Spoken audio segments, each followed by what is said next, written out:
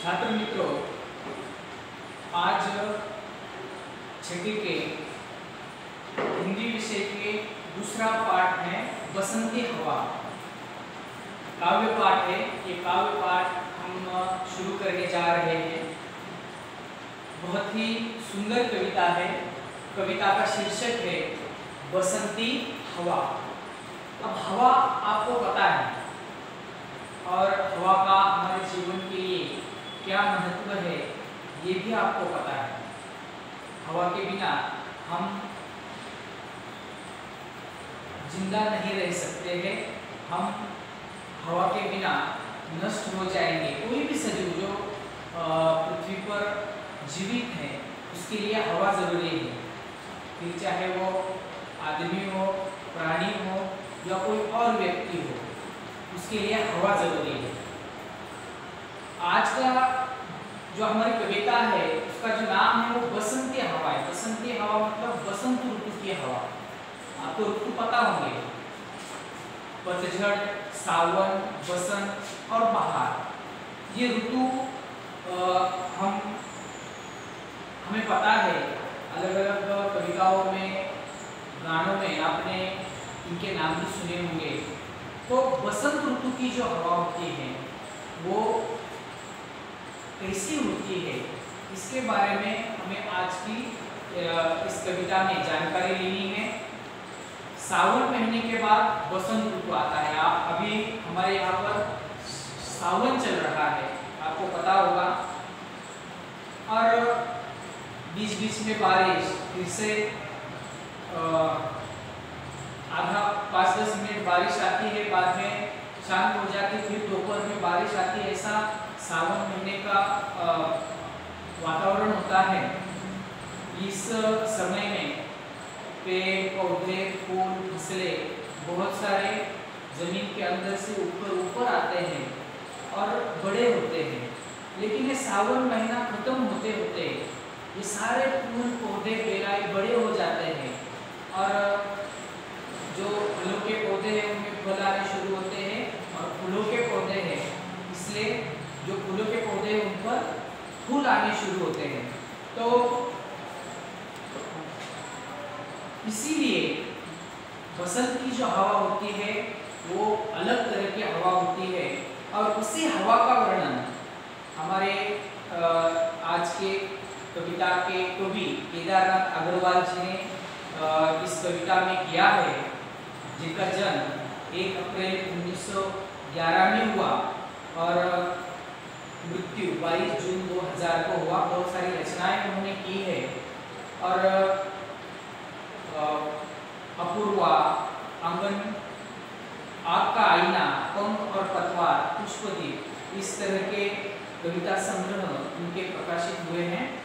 तो आप आपकी किताब में अगर देखेंगे वहाँ पर, तो कविता शुरू करने से पहले एक स्वयं अध्ययन का पाठ वहाँ पर दिया हुआ है। आप वहाँ पर देखेंगे तो आपको पता चलेगा। वहाँ कुछ चित्र हैं, जैसे कि एक किसान का चित्र है, भैंस का चित्र है, पेड़ का चित्र है, पहाड़ का चित्र है, चिड़िया का चित्र है और एक झरने का चित्र है। तो इन चित्रों में से आपको क्या करना है, एक चित्र बनाना है। कागज पर पेंसिल का उपयोग करके चित्र बनाना है और उसमें रंग भरने हैं और आपने क्या बनाया है इसकी जानकारी हमें देनी है। व्हाट्सएप पर आप डाल सकते हो चित्र। अब मैं कविता की तरफ बढ़ता हूँ। हमारी कविता का नाम है बसंती हवा। मैं पढ़ता हूँ। जब मैं पढ़ रहा हूँ तो बच्चों को चाहिए, विद्यार्थियों को चाहिए कि वे अपना जो पुस्तक है, अपनी किताब है वो निकालें और वाचन करें। मैं पढ़ता हूँ। हवा हूँ, हवा मैं बसंती हवा हूँ, सुनो बात मेरी अनोखी हवा हूँ। बड़ी बावली हूँ, बड़ी मस्त मौला, नहीं कुछ फिक्र है, बड़ी ही निडर हूँ। जिधर चाहती हूँ उधर घूमती हूँ, मुसाफिर अजब हूँ, हवा हूँ, हवा मैं बसंती हवा हूँ। चढ़ी पेड़ महुआ थपाथप मचाया, गिरी धुम्म से फिर चढ़ी आम ऊपर, उसे भी झुकोरा, किया कान में कू, उतर कर भागी मैं, हरे खेत पहुंची, वहां गेहूं में लहर खूब मारी, हवा हूं हवा में बसंती हवा हूं। पहर दो पहर क्या अनेकों पहर तक, इसी में रही मैं, खड़ी देख अलसी लिए शीश कलसी, मुझे खूब सूझी, हिलाया झुलाया गिरी पर्ण कलसी, इसी हार को पा, हिलाई न सरसों झुलाई न सरसों, हवा हूँ हवा में बसंती हवा हूँ। तो बहुत ही सुंदर और बसंत ऋतु को हमारे सामने खड़ा करने वाली एक कविता है। हवा आपसे बातें कर रही है। आप जब इस बसंत ऋतु में या अभी सावन में कहीं घूमने जाते होंगे तो जरूर हवा का मजा लेते होंगे। हमारे आजू बाजू में निकलाती है, घूमती है, हमें स्पर्श करके हवा चली जाती है। तो इस कविता का मतलब अब हम देखेंगे। हवा हूँ हवा में बसंती हवा हूँ, मैं बसंत ऋतु की हवा हूँ, सुनो बात मेरी। हवा हमसे क्या कहती है? सुनो बात मेरी। अनोखी हवा हूँ, बड़ी बवाली हूँ, बड़ी मस्त मौला। हवा हमसे क्या कहती है? मैं अनोखी हवा हूँ। अनोखी मतलब मैं अलग हूँ, मैं सबसे अलग हूँ और बड़ी बावली हूँ। अब बावली का मतलब है अपनी ही धुन में रहने वाली, किसी की ना सुनने वाली, अपनी ही मस्ती में रहने वाली। अनोखी हवा हूँ, बड़ी बावली हूँ, बड़ी मस्त मौला। अब ये मस्त मौला,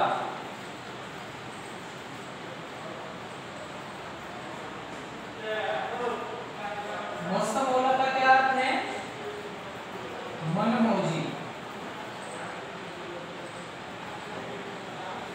मस्त मौला मनमौजी मतलब उसके मन में जो आए वो करने वाली, अपने मन मुताबिक बर्ताव करने वाली। सुनो बात मेरी, अनोखी हवा हूँ, बड़ी बावली हूँ, बड़ी मस्त मौला।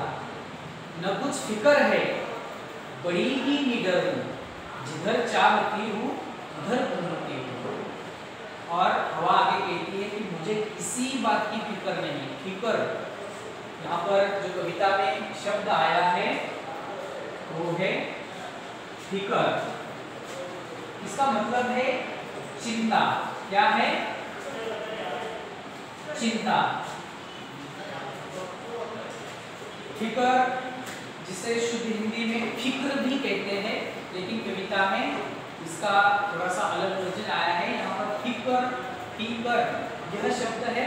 मराठी में और हिंदी में भी हम उसे चिंता कह सकते हैं। नहीं कुछ फिक्र, मुझे किसी प्रकार की चिंता नहीं है, किसी बात की चिंता नहीं है, बड़ी ही निडर हूँ।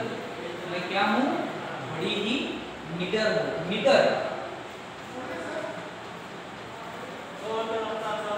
निडर का अर्थ है न डरने वाली। मैं किसी से भी डरती नहीं हूँ, बड़ी ही निडर हूँ, जिधर चाहती हूँ उधर घूमती हूँ। मेरे मन में आता है उस तरफ मैं मेरा मुंह मोड़ लेती हूँ और उधर मैं घूमती हूँ। मुझे कोई रोक नहीं सकता, मुझे टोक नहीं सकता। सही बात है ना? हम हवा को रोक सकते हैं क्या? हम हमारे घर में आने से हवा को रोक सकते हैं क्या? नहीं। वो आती भी अपनी मर्जी से है और जाती भी अपनी मर्जी से है। इसीलिए हवा हमें कहती है कि मैं निडर हूँ, मैं किसी से भी नहीं डरती, मैं जहाँ चाहूँ वहाँ जा सकती हूँ। मुसाफिर अजब हूँ, मुसाफिर अजब हूँ, हवा हूँ हवा में बसंती हवा हूँ। मुसाफिर, यह कोई नया शब्द है।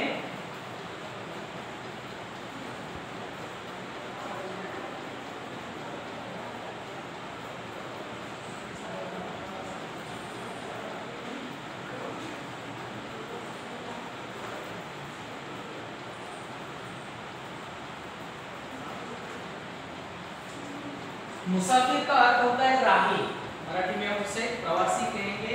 एक गांव से दूसरे गांव जाने वाला, अलग अलग कारणों से हम अलग अलग कामों के लिए हम अपने घर से निकलते हैं, एक जगह से दूसरी जगह पर हम जाते हैं।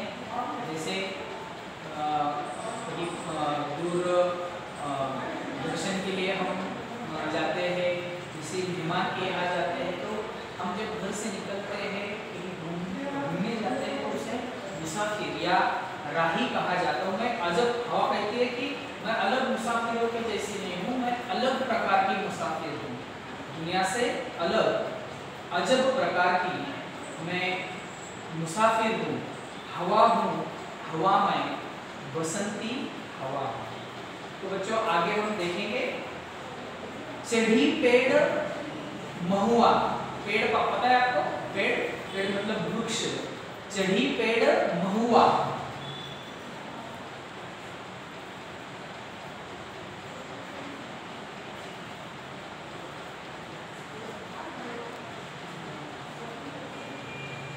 महुआ, महुआ क्या है? एक प्रकार का वृक्ष है, ये आयुर्वेदिक वृक्ष है। अलग अलग औषधियों में इस वृक्ष इस पेड़ के जो फूल है, फल है, उसका उपयोग किया जाता है और भारत भर में ये औषधि वृक्ष पाया जाता है। चढ़ी पेड़ महुआ, थपाथप मचाया, हवा जो है महुआ के पेड़ पर चढ़ गई और महुआ ने क्या मचाया? थपाथप मचाया। थपाथप मचाया मतलब धूम मचाई, इस टहनी से उस टहनी पर गई। जोरों की हवा के कारण महुआ के जो पत्ते हैं वो पत्ते एक दूसरे पर गिर गए, एक दूसरे से लगकर वहां पर पूरे पेड़ पर हवा के कारण थपाथप आवाज आई। इसीलिए यहाँ पर कवि ने हमसे कहा है कि थपाथप मचाया, उसने धूम मचाई। क्या मचाई? धूम मचाई। चढ़ी पेड़ महुआ, थपाथप मचाया, गिरी धम्म से, फिर पेड़ पर चढ़कर थपाथप मचाया और फिर से हवा उस महुए के पेड़ से नीचे धूम से गिर गई। जैसे कोई छोटा बच्चा है, वो कहीं चढ़ने का प्रयत्न करता है और उसका प्रयत्न सफल नहीं होता है तो वो क्या होता है? गिर जाता है। या कोई फल ऊपर से नीचे गिर जाता है, उसी तरह ये मनचली हवा ऊपर से धम्म से नीचे जमीन पर गिर गई। चढ़ी आम महुआ पर, उसे भी झकोरा। अब ये महुए के पेड़ से आम के ऊपर पर चढ़ गई, आम के पेड़ पर चढ़ गई और उसे भी झकोरा। हवा आम के पेड़ पर चढ़कर आम के पेड़ को भी उसने झकोरा। झकोरा मतलब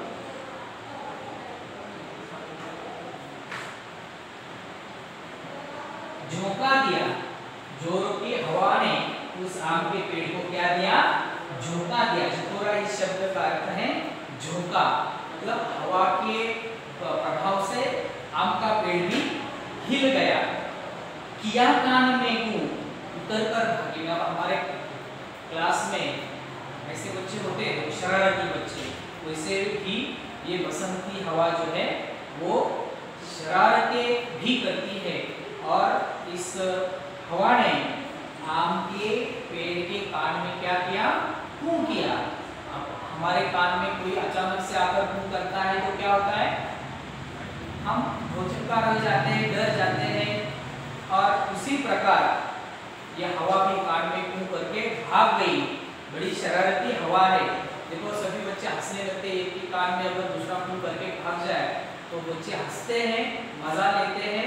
हम पहले तो डर जाते हैं, फिर बाद में हम भी हंसने लगते हैं, क्योंकि ये छोटी बड़ी शरारतें हमारे क्लास में होती रहती है। उसे भी झकोरा, किया कान में कूं, उतर कर भागी मैं, अरे फेंक पहुंची। हवा ने क्या किया? फिर उसके आम के पेड़ के कान में कूं किया, वहां से भाग गई और फिर हवा पहुंच गई खेत में। कहाँ? हरे खेत में। बसंत ऋतु में सारे के सारे खेत हरे भरे होते हैं, तो हरे खेत में यहाँ पर हवा पहुंच गई। वहां पर जाकर उसने क्या किया देखो, वहां गेहूं में लहर खूब मारी। वहां पर गेहूं का बड़ा सा खेत था और गेहूं के पौधों पर उसने लहर मारी। लहर पता है लहर आपको? लहर वैसे तो समंदर में होती है, देखो मराठी में हम उसे लाट कहते हैं, लेकिन अगर आपने गेहूं के खेत देखे होंगे तो जब जोरों की हवा उस खेत से आती जाती है तो आप देखेंगे कि वो जो पौधे हैं वो एक साथ ऐसे हवा के बहाव के साथ ऊपर नीचे ऐसे लहर की तरह घूमते हैं। तो इसलिए यहाँ पर बसंत की हवा कह रही है कि गेहूं के खेत में मैंने लहर मारी। बसंत की हवा क्या कहती है? गेहूं के खेत में मैंने खूब लहर मारी, खूब मजे से गेहूं के खेत में हवा ने लहर मारी। हवा हूँ हवा मैं बसंती हवा हूँ। हवा कहती है कि मैं हवा हूँ, बसंत की हवा हूँ, मैं अनोखी हवा हूँ। पहर दो पहर क्या अनेकों पहर तक इसी में रही मैं। और इसी तरह एक पहर नहीं, दो पहर नहीं, बहुत सारे पहर, अनेकों पहर तक इसी तरह इस पेड़ से उस पेड़ पर, उस पेड़ से खेत में, इसी तरह मैं घूमती रही। यहाँ पर ये नया शब्द है पहर। पहर को प्रहर कहते हैं। देखो पहर का मतलब है, देखो हम जैसे कहते हैं सुबह, दोपहर, शाम, रात। आदमी ने अपने जरूरतों के हिसाब से पूरे दिन के जो 12 घंटे होते हैं या दिन रात मिलकर जो 24 घंटे होते हैं, उसके कुछ घंटों को वातावरण के बदलाव के हिसाब से पहर का उसे स्वरूप दिया है। जैसे हम कहते हैं कि सुबह का पहर, दोपहर। तो इस तरह ये जो हवा है ये एक पहर नहीं, दो पहर नहीं, अनेकों पहर, सुबह शाम दोपहर रात तक इसी तरह इचलाती रहती है, धूम मचाती रहती है, घूमती रहती है, लहराती रहती है। उसका कोई रोकने वाला, कोई टोकने वाला उसे नहीं होता है। खड़ी देख अलसी लिए शीश कलसी। आप यहाँ पर किताब में देखेंगे तो एक चित्र है, देखो एक महिला है जिसके सर पर आपको कलसी दिखेंगी, उसके बारे में यहाँ पर हवा कह रही है, खड़ी देख अलसी ये शीश कलसी, मुझे खूब सूझी हिलाया झुलाया गिरी पर न कलसी। तो एक महिला जो पानी लाने कुएं पर गई थी, वहां से पानी लेकर वह अपने घर की तरफ जा रही है। इस नटखट बसंत की हवा ने उसे देखा और हवा को लगा कि मैं इसकी कलसी, अलसी की कलसी मैं गिरा दूं, और उसे मजाक सूझा। हवा उस कलसी के पास गई, अपने प्रभाव से उस कलसी को गिराने का प्रयास किया, लेकिन मुझे खूब सूझी हिलाया झुलाया। कलसी को उसने हिलाया भी और झुलाया भी, गिरी पर न कलसी, कलसी नहीं गिरी। हवा के प्रभाव से कलसी नहीं गिरी। इसी हार को पा हिलाई न सरसों झुलाई न सरसों, हवा हूँ हवा मैं बसंती हवा हूँ। और कलसी को मैं गिरा नहीं पाई, वहां पर मेरी हार हो गई, ऐसा बसंत की हवा कहती है। तो वहां से वो तुरंत निकल गई और फिर उसने वो सरसों के खेत में पहुंच गई। सरसों पता है आपको?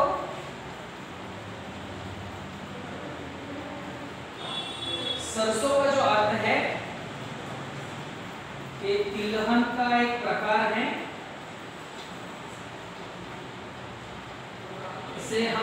मराठी में मोहरी कहते हैं। तो आपने अगर सरसों के खेत देखे होंगे तो बहुत सारे पीले पीले फूल इस सरसों के खेत में होते हैं। कलसी वाली अलसी से हार कर ये जो बसंती हवा है ये आगे सरसों के खेत में पहुंच गई और वहां इसने सरसों को हिलाया और झुलाया। जो कि हवा ने सरसों के खेत को, सरसों के पीले पीले फूलों को हिलाया और झुलाया। तो कहते हैं कि मैं आगे निकल गई, सरसों के फूलों को मैंने हिलाया झुलाया और मस्त मनमोला स्थिति में मैं आगे निकल गई। हवा हूँ बसंती हवा हूँ। देखो बच्चों, इस कविता में आने वाले कुछ नए शब्द और कविता में बसंती हवा का जो अल्हड़पन है उसके बारे में हमने यहाँ पर बहुत सारी जानकारी देखी। हर पंक्ति का अर्थ हमने यहाँ पर समझ लिया है। कुछ नए शब्द जो इस कविता में थे वो मैंने यहाँ पर शाम पट्टी पर लिखे हैं, जैसे मस्त मौला, मनमोजी, फिकर जिसका अर्थ है चिंता, निडर मतलब झगड़ करने वाली, मुसाफिर मतलब राही, महुआ मऊ का पेड़, झकोरा झोंका, लहर जिसे मराठी में लाट कहते हैं, पहर प्रहर, सरसों तिलहन का एक प्रकार है। ये नए शब्द है, ये आपको आपकी कॉपी में लिखने हैं। उसी तरह अगर यहाँ पर अच्छी तरह नहीं दिखाई देता हो तो आपके किताब में शब्द वाटिका में ये शब्द दिए गए हैं, वो आपको लिखने हैं। और उसी में और भी स्वाध्याय है, जैसे कि कुछ शब्द वहाँ पर दिए गए हैं, उसके लय में आने वाले शब्द लिखने हैं, जैसे सरसों बरसों, ये यहाँ पर उदाहरण दिया गया है। उसी तरह लय युक्त शब्द आपको लिखने हैं, आप पढ़ेंगे वहाँ पर तो आपको समझ में आएगा। पीछे वाले पन्ने पर 6 क्रमांक के पन्ने पर भी स्वाध्याय है, जिसमें खोजबीन में प्रश्न है, ऋतुओं के नाम आपको बताने हैं, उसके परिवर्तन की जानकारी देनी है, त्योहारों का गीत आपको सुनना है। और सबसे महत्वपूर्ण ये जो कविता जिसका अर्थ मैंने आपको समझाया है, ये कविता आपको कंठस्थ करनी है। क्या करनी है? कंठस्थ करनी है। ये कविता आपको याद कर लेनी है। आज के लिए आपका यही स्वाध्याय है कि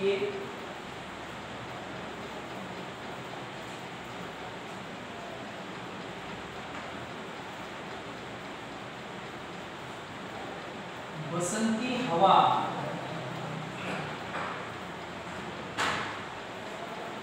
कविता कंठस्थ करो। ये कंठस्थ करनी है। और अगर कंठस्थ करके, कंठस्थ मतलब पाठ याद कर लेनी है, मराठी में उसे हम पाठ करने कहते हैं। तो इसका कंठस्थ करके आप वीडियो बनाकर अगर आपके ग्रुप पर डालेंगे तो चेक कर लिया जाएगा। जितने बच्चे इस कविता को कंठस्थ करने वाले हैं वो आज आपकी कक्षा का जो व्हाट्सएप ग्रुप है उस पर अपना एक वीडियो बनाकर, कंठस्थ की हुई कविता का वीडियो बनाकर डालेंगे। आज के लिए बस इतना ही। बाकी आगे जो पाठ है, तीसरा पाठ, वो हम अगली तासिका में देखेंगे। धन्यवाद।